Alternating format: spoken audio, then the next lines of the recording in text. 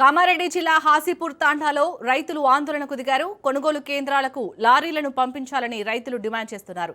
ధాన్యం కాంటా చేసి రోజులు గడుస్తున్నా లారీలు లేకపోవడంతో రైతులు ఆగ్రహం వ్యక్తం చేస్తున్నారు. దీంతో ధాన్యం బస్తాకు రైతన్నలు నిప్పు పెట్టి నిరసన వ్యక్తం చేశారు.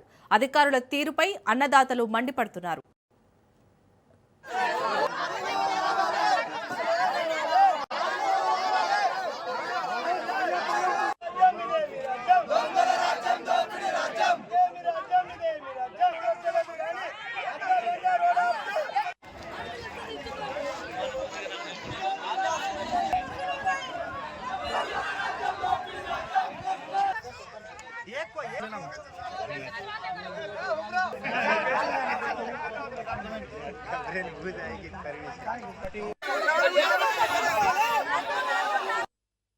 వడ్లు 45 రోజులు అవుతుంది సార్.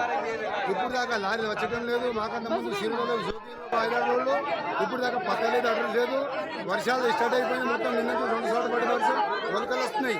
మా పరిస్థితి ఏం కావాలి? ఇప్పుడు రైస్ మిల్ కూడా 30 సెంటులు 40 సెంటులు 20 సెంటులు 16 సెంటులు కొట్టేస్తారు. బాకీ వాళ్ళు వచ్చి ఇంటి మీద కూర్చున్నారు. కేజీలో వస్తారు. కంటి పట్టు కొట్టినారు. మళ్ళీ హార్వెస్ట్లో తమిళనాడు అక్కడ ఎక్కడెక్కడ వచ్చి వాళ్ళు ఏజెంట్ పట్టుకొని వాళ్ళు పైసలు కూర్చుంటున్నారు. ఉండాలని చచ్చిపోవాలి.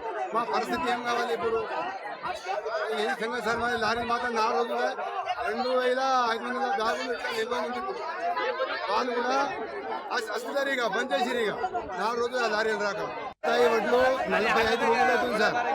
ఇప్పుడు దాకా లారీలు వచ్చటం లేదు.